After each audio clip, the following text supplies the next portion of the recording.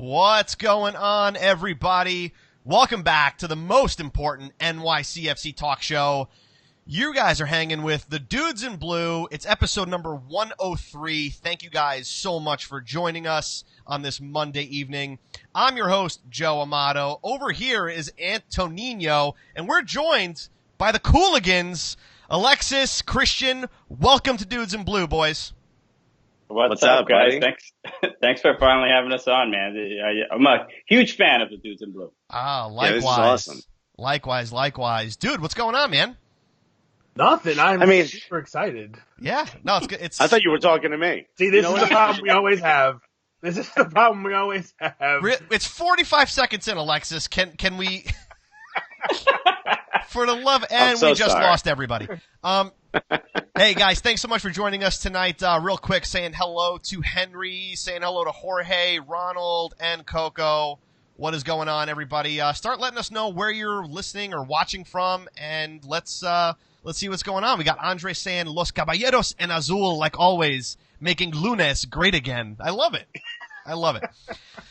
So guys, it's episode 103. We're so happy that the Cooligans took time out of their crazy-ass schedules to join us, and we're going to talk a little NYCFC. We're going to talk LAFC against NYCFC. Well, first of all, guys, thanks so much for joining us. How you guys doing tonight? Let's start with Alexis first, who's not dude. Not dude, yes. I'm doing great, actually. Having a great time. Right now, I'm trying my hardest not to think about Joe Inge Burgett missing every shot he's ever taken for NYCFC. We'll talk about that. How about you on the other side over there, Christian? What's going on, bud? I'm doing fine, too. I think I'm the optimistic side of the Cooligans, so I'm like, you know what, Burgett, he's trying his best, and I'm just proud of him for being out there. Does he get a participation trophy? He should. He deserves one because he's on the team sheet. That's all I can confirm so far. He plays soccer. He definitely plays soccer. Ish. Throwing up the finger quotes. Guys, start dropping those comments. Smash the like button for the Cooligans, and what the hell, for the Dudes in Blue also. And start letting us know what you thought about the LAFC match. Dude, let's start with the lineup here. Maxime Chanot gets taken out. Sebastian Ibiaga gets the start, dude. What'd you think of that switch for PV? Well, I mean, up until the own goal, I thought it was fine. In all fairness, he's coming and he's been fairly solid. It feels like he's been here for a few years, like we said before. He does a great job. He's sound at the back. He meshes well with everybody. Unfortunate hiccup, but again, it's like almost like a 1-for-1A swap with these two guys. Yeah, for sure. What do you guys think? Sebastian Ibiaga over Maxime Chanot? I mean, I know Chanot made a comeback, but he was a little bit, mistake prone. So, you got to sit the person who's making the most mistakes. And, I always think it's a positive. I think the fans have a tough time with it, but I think it's a positive for when the coaches have somewhat of a competition in the training. You don't always see the player you want to see, but it's because the other player happens to be outplaying them or out practicing them or out hustling them in training. And I think that's what we're looking at. Yeah, I think whoever's there should probably just not make any mistakes, right? Because especially once you see, I mean, I know it's a bold statement to make, but the main thing is especially after the Red Bulls game, I think LAFC tried to play NYCFC the way Red Bulls played them, and that pressure on the center backs and hoping that center backs make mistakes, and I think that's the weakness for NYCFC, and I think that was visible against LAFC. But the own goal, that can happen to anybody, not his fault.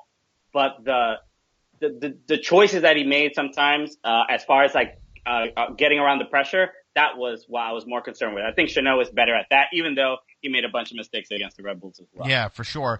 I haven't been following LAFC too much, but they're not really a high press team, kind of like the Red Bulls, but they almost saw what Red Bull did and tried to replicate that.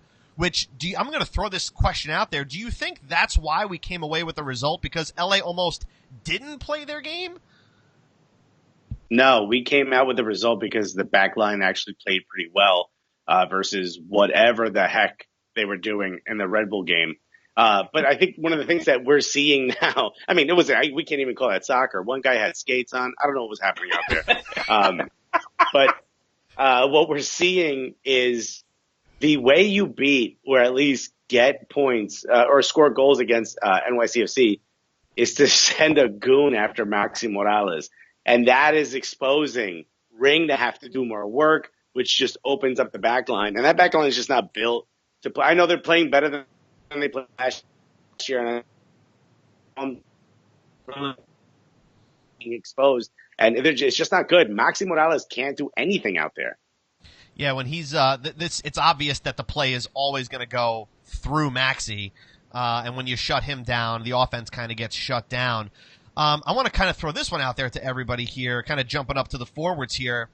We saw again Birgit via Medina, which is kind of fun to say. Birgit via Medina. Birgit via Medina. It's a terrible law firm. that's right. Absolutely. The only thing that would make it worse if it was Birgit via Medina Cohen. PC. For sure. Let's go to Joe Inga Birgit real quick here because his play is starting to look just like his socks, like he just doesn't belong there. Dude, what do you think about Joe Inga Birgit's performance against LAFC? So here's my thing. I think he gets a lot of hate from people, and I think it's just a New York thing where we have exactly. We just have to find something to be upset about, and I'm with Christian on this one. I see the better in him. I see the good things he does. Again, it's tough to see a guy, miss chance after chance, and that kind of keeps compounding on him. But I think his play off of the ball is pretty good. I mean, he scored a goal, and last time Wallace scored was over a year ago, so he's got one up on him. But you do want to see more. You want to see more out of him. You want to see the finishing there. I don't think he's a winger. I think he's much better suited up top, in the middle, and I just think when you have guys like Villa and Medina next to him, it's hard to do that. So for me, I have a hard time keep going back to him because of what he is doing, but I don't think he's as bad as it's made out to be. I mean, listen, keeper got a touch on that shot yesterday, and it was amazing because it's got to go, but it's got to go in. You guys are right. It's got to go in. I'm looking at Alexis's face right now. Dude, I need to hear what he's going to say. This is like, I see him like he's turning red as you're speaking. Are you out of your mind, dude? Probably. It was a great save. Birgit handed it to him, basically. Birgit polished the ball off, put it in a shopping bag, and gave it to him and said, give that to your mother for Mother's Day. What are you talking about? He was one-on-one with the keeper. If I've got a problem with if you've got a problem with him, you've got to have a problem with the way Medina's been playing the last 2-3 games. I do. Good. That's fine. As long as it's not gearing it towards one person. All right. Let's stick with Birgit. I don't mind the short socks. I love the baggy jersey. You said that you somehow find that what he does off the ball good. Are you watching a special live feed of when he's home? Because if you're watching the 90 minutes I'm watching, there's nothing good he's doing on or off the ball. Is he better as a center forward? Yeah, that's Villa's position. Son, go sit on the bench and wait for Villa to get injured. I mean, the things he should be doing are setting Villa up, or when Villa sets him up, you're a goal scorer. You don't do anything else. You don't pass the ball. You're not a defender. If Sweat got the ball cleared from Villa and he ran in on a keeper, he would have scored that goal. And that's your right back or left back, I should say. That's not what you're a goal scorer and you're not scoring goals. My guy, sit down. Also, Ben Sweat has been in the exact position that you just created, and he has not scored. So I don't know what you're talking about either. But more times than not, he would. And you had to remember the time look, he did. all right. Look, I'll make a case. I'm not a Joe Inga Birgit stan entirely, but I will say this. I think the job of the hold-up guy, somebody on NYCFC needs to do that, and he is the best person suited to do that. Kyrie Shelton was supposed to be that guy, so just hold up the ball and let the wingers have a good time. And he couldn't do it. So I think Birgit is slightly better at that, but I can't excuse Vieira for constantly putting him for starting him every single time. Like, I mean, when we started the season and Burgett was injured and he wasn't getting a lot of games, I honestly think the team looked better. Mm-hmm. So I don't understand the insistence of having Burgett start so often. David is saying on Facebook that Tajuri will start next game, though. Do you think why didn't Tajuri start? Is it just the legs weren't completely fresh? Did he not get enough training in? Because he came in and was like, I mean, look what he did. So like, what's the deal? So Alexis, do you think Tajuri gets the start over Burgett, or is it just wishful thinking at this point?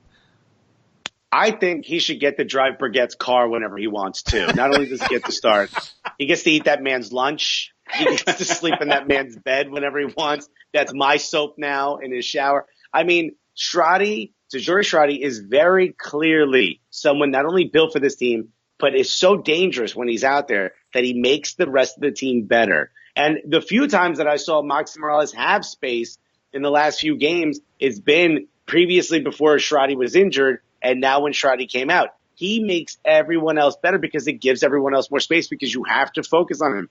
Teams are just letting Burgett run. I mean, I've seen Burgett defending more than I've seen him in as a forward position. Shradi puts himself in a position every time to score. And when he gets the ball, even when it's hard to score, he scores. Compare Burgett's miss against Shradi's goal. Which one was tougher? Oh, yeah. Dude, I think I could have scored Burgett's goal. I mean, I probably would have had been carted out there on a stretcher after that, but still, I think I would have done it. Yeah, I think, Christian, Burgett's opportunity, he scored. When was the last time he scored? What game was that? Was it against Salt Lake? All right, everybody scored against Salt Lake. He scored very similarly there in the way that he could have tucked away that goal. I watched, and Anthony and I attest to this. We've watched some of his highlights. That dude can blast the ball when he wants to, but he is not even every shot that he's had. It looks like he bowled it in. Yeah, it's like what is he doing? He's supposed to be this Norwegian god, and he's doing passing drills out there. I don't know. What is going on? So over on the other side, you got our DP taking up our DP slot, and I'm just going to throw this out there. No more DP for Jesus Medina from me, guys. Why is he a designated player? Can somebody explain this to me? Do you guys know something? You guys are having pizza with Tommy McNamara. Did he say, I don't know why Medina's why he's a DP? It's because he uses those bright shoes. That's it. That's the only reason I can think of. Look, I think Medina and I, we share a birthday, so that's we can't go too hard on him, everybody. Okay. But look, can I get anything critical out of Polanco over here? This is unbelievable. Never. I deal with this weekly, by the way. He's new to MLS. Same thing with Burgett. We always hear how it's a physical league. We see how Maxi is getting bullied every game. I think Medina is too small. I think he hasn't hit puberty yet. He's like, it's not muscular enough or something. He's getting pushed around. I don't know what it is, but he's getting bullied out there. And there's a certain toughness that needs to be instilled for NYCFC players to handle this. No. I don't think he's getting bullied. I see streaks of Kyrie Shelton and Jesus Medina when he's faced 1v1. When he's faced 1v1 with a defender, how many times do you see him run at the guy? Hardly ever. Give me Jack Harrison at right wing over Jesus Medina any day. Dude, can you help me out here? I'll tell you what, maybe we should tie him to a goalpost and start kicking balls at him and make him tough that way. It works for hockey goalies. No, it's for real. You see that he's got the vision and the wherewithal to be in the right place at the right time when other people have the ball. He can get himself positionally into those spots where he can clean up the dirty rebounds. But when it comes to going 1v1 with a defender, he has such a difficult time of putting moves on, and he's not aggressive enough for me. He doesn't charge the guy. He doesn't make the guy backpedal and think, what's this guy going to do? He's going to go left. He's going to cut right. You've got to be more aggressive and be more confident in your skills, in your footwork. You've got to be able to beat somebody down the line and then get the ball into the box. Andres over here. He does take. Andres on Facebook is saying, new to MLS, I don't buy. Look at Barco laying goals in for Atlanta. Yep. You want to see I that. agree. You want to see it. Yeah. You want to see like an Almiron type run at the defense. I kind of thought that's who he was going to be. be. I feel like the hype was a lot bigger than the product that we're seeing on the field. Zoran on Facebook says, Medina is an amazing player, but he needs the ball in his feet more. How many more opportunities are you going to get? I mean, you started almost, every game. How many more chances are you going to get? I mean, listen, he's put a couple goals in, but I don't know, man. It's just he's not selling it for me. It's not happening. Not at all. And the few times he does go again, he goes at defenders, nothing happens, or they strip the from him. I think Shradi is so much more of a threat 1v1 than Medina or Brigitte combined. That's fair. I think that's a fair statement. I think these last 4 or 5 games we're seeing NYCFC get like figured out a little bit, and now in the face of this adversity, we're seeing what players can sort of get through it. And Medina looks like the guy that is not adjusting well enough or quick enough. Can we get 2 Shradis? You can't have 2 Shradis for no Brigittes. This is not Subway. I'll give you Brigitte. I'll give you Tommy Mac. I love you, Tommy. And I'll give you Jesus Medina for 2 Shradis. Done. What are the chances we see Tommy McNamara get a start over either Jesus Medina or Yoinga Brigitte? I mean, I think the chances are low, but I think it would be great. Even when he got minutes against Portland, Tommy Mac, I think, what was it, last year or 2 years ago when Vieira said that Tommy Mac is just a guy that he's never, he'll have the occasional goal, but he's the guy that like understands the system and he plays comfortably with whoever's out there. And he's not a guy that's going to just make a bunch of mistakes. If you just want some reliability, I think he's the guy. I think he has probably earned a little bit more time than we're seeing at the moment. Okay, fair enough. Fair, yeah. Fair. I really don't think he has enough speed for the wing, to be honest. Not with the way this team likes to play this year. Yeah, but Yoinga Brigitte? I've already said ship him out. Are you kidding me? I'm just trying to make a case for Tommy Mac. I want to see the Irish Angel on the pitch. That's it. I just want to make it happen. I think it's got to be Jonathan Lewis. I mean, I don't know what the heck he did to Vieira, but it's got to be him. No, it's got to be him. He's 2 goals in 2 games. He's the 2018 mixed Discaroo. That's who he is. Come on, Burkett couldn't get 2 goals in 2 games in FIFA. Are you kidding me? Squad battles? I don't know. Maybe on beginner mode. We got a couple comments here. Zoran is saying instead of Burgett, Tommy Mac would be amazing. Christian is saying T-Mac's chances are nil, especially with Shradi Dottie on the prowl. Yeah, I think it's going to be hard. It's going to be hard to cast a shadow over Shradi. I mean, 5 goals in 5 games. The dude is just lights out, on fire. For the longest time, he had 100% shot to goal ratio. Every shot the kid took, he put on goal, and I think he's still got the shot on target 100% going in. So, Tajuri Shradi should probably get the start over Burgett, and yes, over Tommy Mac. That's just the reality, I guess, right? Or Medina. Or Medina could be the guy who sits out from time to time. I don't like that we're all just comfortable, especially even with just the midfield of Herrera. Like, Herrera can sit from time to time. He gets a bunch of yellows. Tommy Mac can sub in for Herrera from time to time. It's not impossible. Let's shift that conversation over to Yangel Herrera here, because he's been the subject to much criticism lately, specifically on our show. And I just feel like, do we have a better option there? Because I feel like he's not cutting it for me. I mean, it's just, yes, he draws a ton of fouls, he creates a ton of fouls, but I don't think the quality is there that people think is there. Dude, I don't even have to, you don't have to tell me what you think. I know what you think already, but guys, what do you think? Yeah. I like Yangel Herrera. I'm not sure what it is that we expect him to do. Is he supposed to be better than Ring? And then we're complaining about Ring. Is he supposed to do the things that Ring isn't doing? That's what I think. I think back to, how central defenders are sort of ranked. One needs to stay home. One runs far out. That's kind of what I expect out of my more defensively minded midfielders. I would like one that's kind of always hovering around that back line, protecting them, and I want the other one that's stopping the plays as they develop. I'm not sure who's who, him and Ring, and I think that's why we're looking at either one of them and saying, you had a good game. No, now you had a good game. Okay, now you had a good game.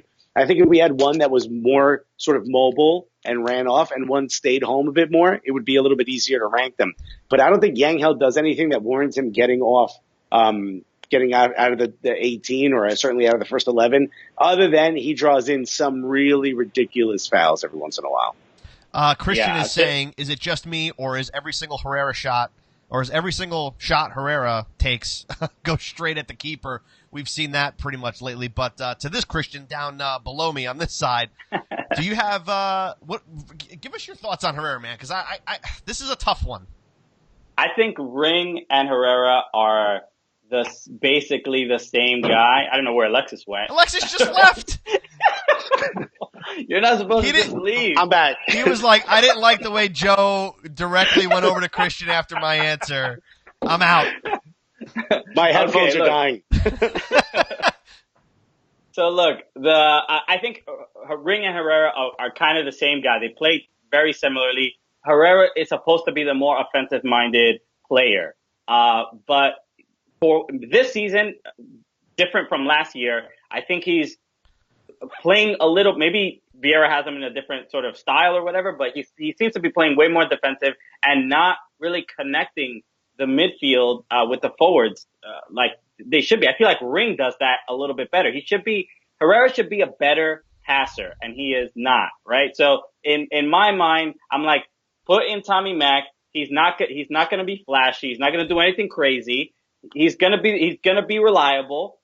So from time to time, I can see why Tommy Mack should win that position and win that starting job.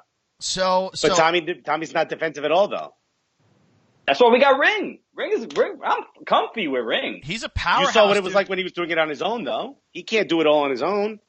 Yeah, I think it's tough. It comes down to a point where you kind of want your midfield to, if you're going to go with three in the midfield, you're going to want to go with one guy, like Alexis said, that's going to stay at home, and that's going to be, to shore up the back line. That, for me, is Ring. I think Ring does more on the defensive end, just because he's so strong and so physical on the ball. I think he's good for that spot. You got your Morales, where he's going to be the creator. He's going to be the facilitator to the forwards. That third midfielder needs to be somebody that's going to get towards the other box. He's going to be able to make his passes when he has to, going to be able to track back, and he's going to be able to put shots on goal when necessary. And I think that's the point that we're not seeing. I think that's the Herrera that we all would want to see, to say that the midfield's actually, gelling together. Andres on Facebook is saying Herrera should be a young Pirlo, but he is so unpredictable. And then Zoran is saying Herrera makes too many mistakes, and even on the rebound, he's not dangerous. His passing and shot sucks. Tell us how you really feel, man. Tell it like it is, Zoran. I think if you want two midfielders in Ring and Herrera that are going to be both defensive-minded, you're going to leave Maxi Morales out on an island by himself, and you're not going to see anything created. I think we need to see more creation come out of one of our other two midfielders that's not Maxi Morales. And Herrera is just not it. I'm okay with leaving Ring out there because that dude is box to box. He'll take a ball from you if you're trying to walk out of the stadium with it. And you need Maxi, right? But he should stop slide tackling those ball kids. I think that he's taking it too far when he does that. He's just very protective. He's very protective. But again, do you leave Maxi out on the island by himself and let him be the chance creator, and you create a situation like at Red Bull where all you do is shut down Maxi and we have zero offensive chances going forward? Look, all I'll say is I'm not of this belief that if you put Tommy Mack in, that the defense is just going to go completely awry. He's been fine in the past. Is Herrera a better defender than Tommy Mack? Of course. But is the defense in shambles because Tommy McNamara is on the field? Absolutely not. You have Alex Ring as that fifth defender. You're fine. I really do, and I agree with you. Alexis, Tommy Mack over Yangel Herrera, yay or nay? Nay. He doesn't do as much of the defensive work, which we're going to need. You take one defender out of that puzzle, and it's destroyed. Well, shut it down, guys. This is ridiculous. Cancel the club. Oh. I'm just checking out some of the comments here, guys. If Herrera could score from time to time, there would be less criticism against him. The bonehead fouls and lack of scoring threat make him replaceable. Sure. I mean, it's fair to say, look, when we see Ofori, I think Ofori can do Herrera's job just fine. I'm not thinking, look, Herrera himself earlier this season was like, I'm ready for Europe. I'm like, all right, dog, have fun out there. We'll be fine. So maybe his mindset is already in the future. I don't know. He's making way more mistakes than he used to. So, and it's a little bit like disconcerting. I think people think he's older than he is because that mustache, again, makes him look like he's 40. I've said it before. The dude, he's like 20 years old, isn't he? He's fairly young, yeah, I know. He's definitely less than like 20. He can't be older than 23. It's unbelievable. Our viewers are trying to guide the conversation here, and they're saying, Anthony is asking, thoughts on whether or not Mata should be starting over Sweat? This is a conversation we haven't really had with you guys. Thoughts? No. Let Mata start over Joe and Brigette. Leave Sweat. We keep going back to Brigette. That would be a hell of a combination on the left side of the field, though, because it's really almost, again, it's like a one-for-one swap where you got these guys where both of them can really play both positions fairly well, and you kind of have to, like, you don't have to worry about it at that point. It's like, it doesn't matter who tracks forward and who has to get back because they both do it fairly decent job of it. But I think Ben Sweat has just been on a roll so far where I think if you're going to put Matarrita in, you're going to have to find someplace else to put him. But I do think the dynamic between the two of them would work really, really well. CJ on Facebook says Jeff Caldwell over Burgett. That's good. That's good. I got to point out, guys. I don't know if you noticed this, but Ben Sweat's touch is like, mwah. I love watching him trap a ball. It's just, it's beautiful. Yeah, his passing too.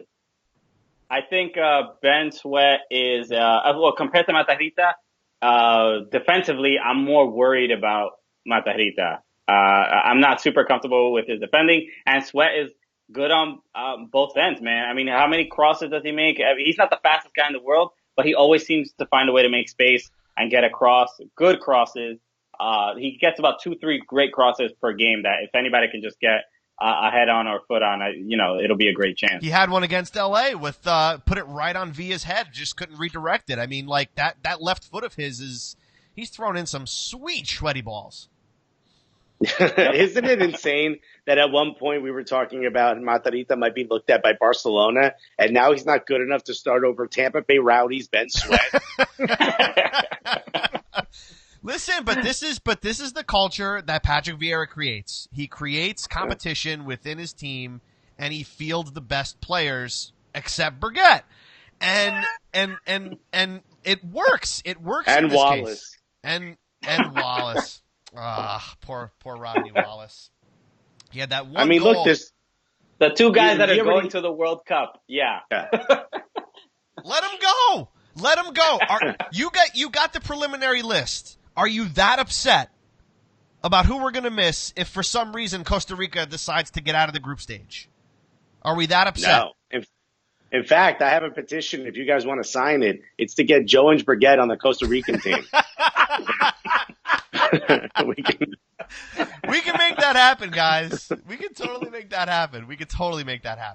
So it's kind of funny because we really haven't talked at all about the LAFC match, but that's okay. That's okay. This was definitely a scrappy result for NYCFC going away, Bank of California Stadium, walking away with a point there. If it wasn't for Ibiaga's own goal, we would have walked away with the win based on the scoreline. I don't think the scoreline necessarily reflects the play on the field. I saw a lot of mixed tweets. The overall sense of NYCFC against LAFC was like, this was an amazing match. Oh my God, this was one of the best performances I've ever seen. I don't necessarily agree with that. I'm curious as to whether or not you guys think this is one of their best performances of all time. I wouldn't say all time. I think it was a really fun match to watch. I think any time that you go to a new home, a team that's playing extremely well, the fans are all there for it, it's kind of fresh for them, and you walk away with any points, that's a positive. We had a chance to win that. You can't really get that upset about the own goal. That kind of stuff is going to happen. I'd be more upset that Carlos Vela broke, 13 ankles on his way to score that goal. I mean, the entire back line shifted over like you were playing, foosball, and the guy yanked on the stick. Everyone just shifted over, and he scored right away.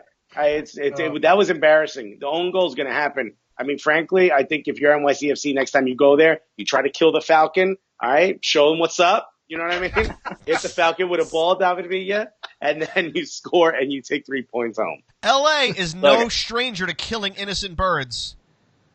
We do know this. Didn't they kill that pigeon at Yankee Stadium? Galaxy That's killed what that. I mean. Oh, yeah. Oh, right. on. Yeah. Did a bird for a bird. It's not that great when you got to explain it. Anyway, Andres is saying that it was a decent match, but the Atlanta game blew this one out of the water. That was definitely a lot more scrappy from NYCFC. I think there was more quality there. That was like quality to quality. What do you think there, Christian? The LAFC game was a bit messy, but to me, it was like bizarro MLS where LAFC had possession. Man, they held the ball all game. And I'm like, yo, that's NYCFC's game. What are you doing? We do that. So stop it. So I was concerned about that. I think it says more about how good LAFC is than any glaring issues for NYCFC. But yeah, that was probably the main thing. I was surprised with how well LAFC just possessed the ball and kept NYCFC up until like the last 20 minutes of the game, kept NYCFC chasing the ball. Yeah, they did a very, very good job. Rob is saying best game was Villa's 400. Passing was on point. Let's see. I just throwing up some comments here, guys. Christian saying, I feel bad for Ibiaga. He had an overall good game, but it was one glaring mistake that was costly. Like you said, Alexis, those sorts of things definitely happen. There's one other player that we really didn't discuss all that much, especially regarding the Atlanta match, and that's Anton Tinnerholm. Anton Tinnerholm is becoming one of my favorite players on this team. I got to get his jersey.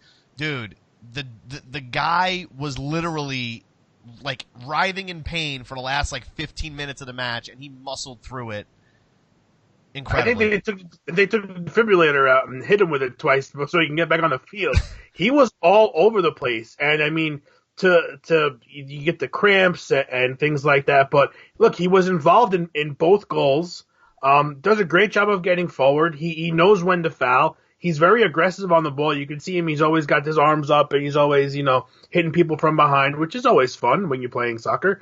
But for me, just the effort. If you're giving effort, that's what this game was all about, really, for a lot of the players. It was effort. It was running off the ball. It was, doing what you're supposed to do. And when you get effort like that, it's hard to lose games 4-0. I mean, it's just not going to happen. It's when you're flat-footed when you have the problems. But he just, for me, went all out. Did as much as he possibly could, and you see what happens when guys play like that. Guys, Tinnerholm, thoughts, feelings? Yeah, love Tinnerholm. I mean, I tweeted out on the Cooligans account that if his head fell off during the game, he'd stay out there somehow. He's just one of those guys. I mean, the camera was panning at one point, and he's sitting there like literally dragging his dead leg into the play. I mean, I hate being that kind of guy who's like, that's what soccer is about. You got to stay out there no matter what. I mean, you get a head injury, get out. But Tinnerholm's one of those guys that he wants to win so bad. And when they interviewed him at the end of the game, he said, it was all about the fighting spirit. We didn't show it at Red Bull, and we needed to show it today. And I think he is the personification of what it is that Vieira maybe talked about. He is that fighting spirit. I don't know if there's any chance of him being the captain, but I feel like he could earn that at some point. Maybe if Villa wasn't here, because he does have that ability to sort of get people going in the right direction, get people riled up. I mean, he does it also by doing it, not by saying it, which I love. But although he does yell at the same time. I got nothing more to add. He said it all. He's great. Neil yes, on I Facebook am. says, really quite pleased with Tinnerholm. I think we all are quite really pleased with Anton Tinnerholm. The guy just left it all on the field for sure. Yes, sir. You got to ask. Whoa, big dude's blue logo there. You gotta love. I knew that was gonna happen. This is amateur hour. 35 minutes. This is Christians. Unbelievable. That's Christian. Imagine there was a Red Bull logo behind it.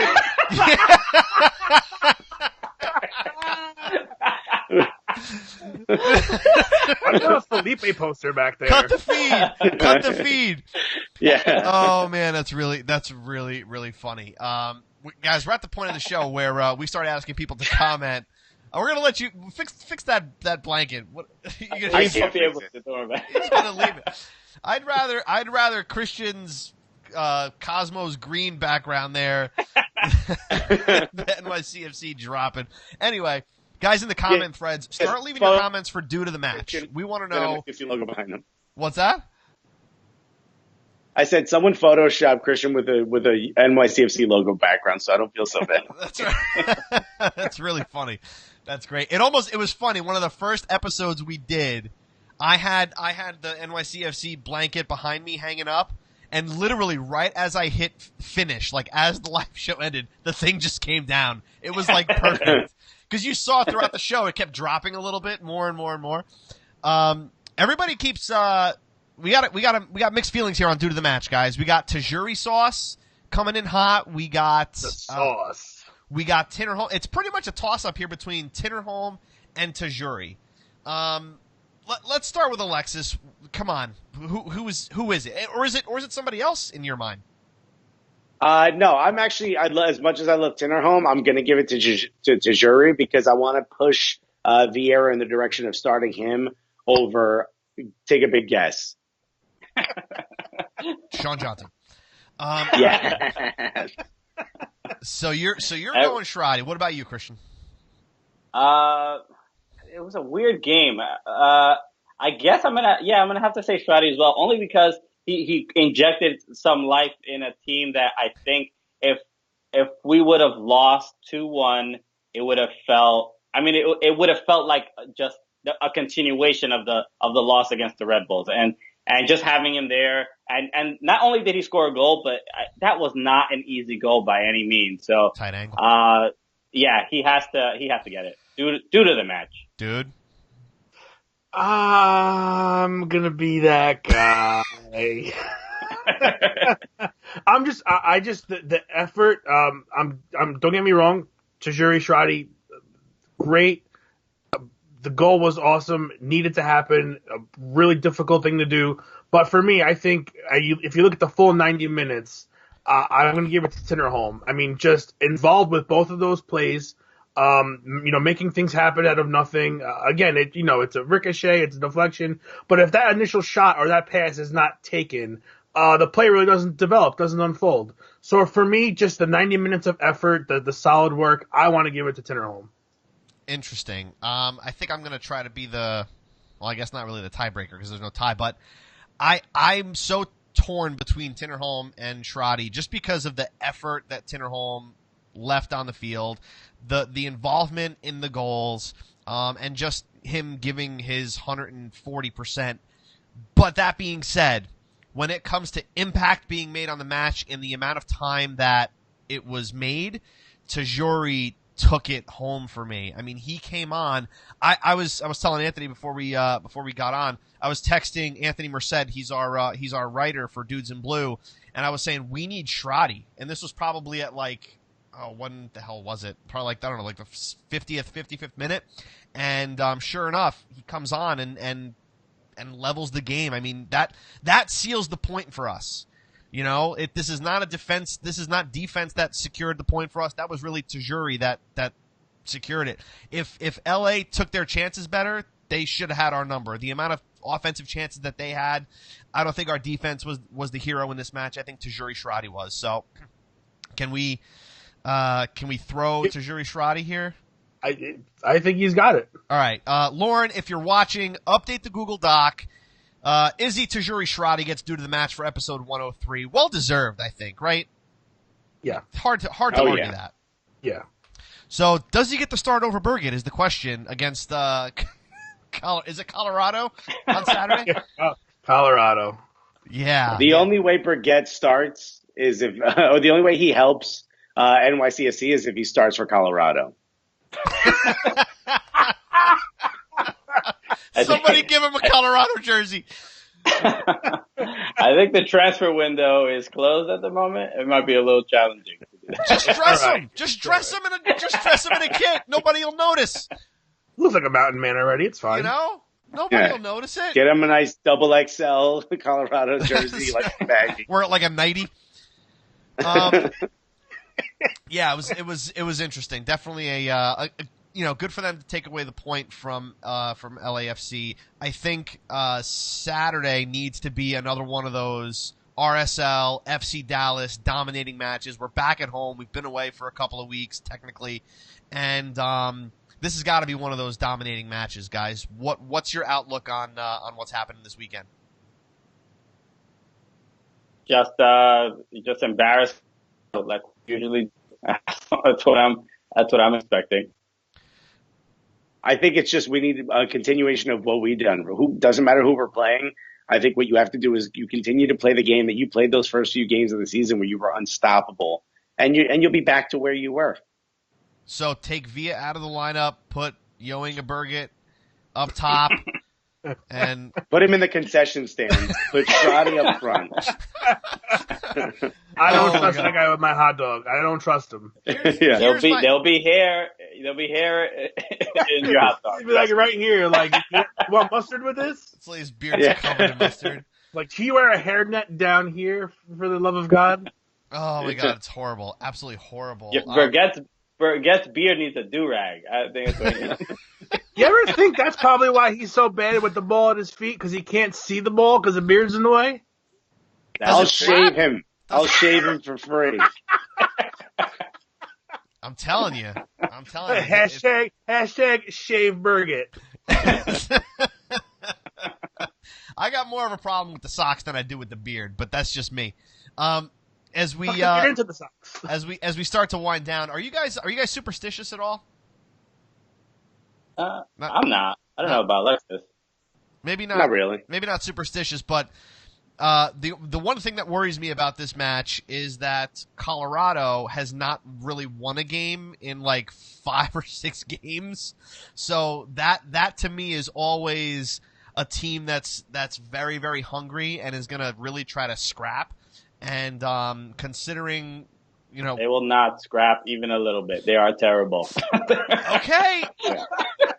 Listen, I've watched a couple games this season. They are not good. They are not. They are not good. I'm just saying. They've had about 50 different lineup changes. They don't know who. The manager doesn't know who.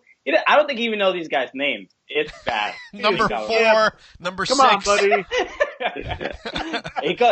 He's like, let's get Mole on Lip out here. Oh my God. He has nicknames for everyone. I know it's bad when you're wishing you were still New Zealand's manager. It's bad there. David is saying Tommy Mack needs to play so that he can get in Tim Howard's head again. But there's no headband. So I don't know that this is going to work the same way it worked last time. But, I don't know. It's again, any team can beat any team in this league on any given day. So the team still needs to go out and they need to play just like they played against LA, and they are going to pretty much obliterate Colorado at Yankee Stadium. Yankee Stadium's been kind of a fortress for us. So while we start to wrap up the show here, guys, smash the like button for the Cooligans, for Alexis and Christian for coming on to the show for episode 103. This has been awesome. I think we have spent so little time talking about the match, but yet still I had a very entertaining conversation with you guys, for sure. Where can those Dudes in Blue listeners, viewers find you guys, and how do they get in touch with you? They can soccercooligans.com, at soccercooligans on all social media. We're both stand-up comedians in New York City. We both do, and we both been doing the Cooligans for a little under 3 years, and it's been fun. And if you want a comedy podcast for, if you're an MLS fan and you like comedy, this is the podcast for you. Very, very good. And said it perfectly. I have a very, very important question. How the hell did you have pizza with Tommy McNamara? Oh, it was dope. It was awesome. It took like a year of emailing back and forth before we were even able to do it. He had agents and everyone like, should we even do this? Who are you people? Why pizza? But in the end, I think it turned out really well. Well, I mean, I don't think they understood why we were pushing to do it so much. They're like, why don't you just talk to him? I'm like, no, trust me, pizza. I'm going to explain pizza to them. They're like, and who are you? And I go, just watch. Yes. Don't worry about it. Oh, my God. Yeah, Alexis is a pizza expert if people do not know that. That's his thing. All right, fair enough. And now I'm an expert at consuming pizza. Yeah, I started out that way too. That's how you learn. It's great. It's a good start. Yeah, that's really good. Well, make sure to check out the Cooligans on Facebook, on Instagram, on Twitter, on YouTube, wherever you can find these guys. And you guys are on iTunes also. Make sure to give them a follow, give them a thumbs up, and let them know that show them some love for sure. We really appreciate them taking the time out to be with us. Dude, any final thoughts before we send this one off?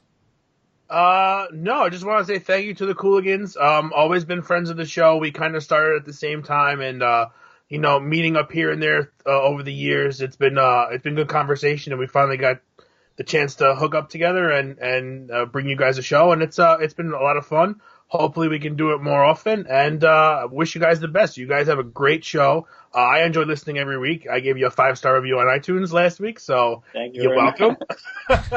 But yeah, no, thank you guys. Thank you guys, the listeners. As always, you guys keep the show going, and just get ready for Saturday. Yeah, that's it. Back at Yankee Stadium. I think we're going to, we'll probably wind up doing a little halftime Instagram Live, Facebook Live thing. That's been kind of fun. We've been doing that a little bit. Are you guys going to the game Saturday?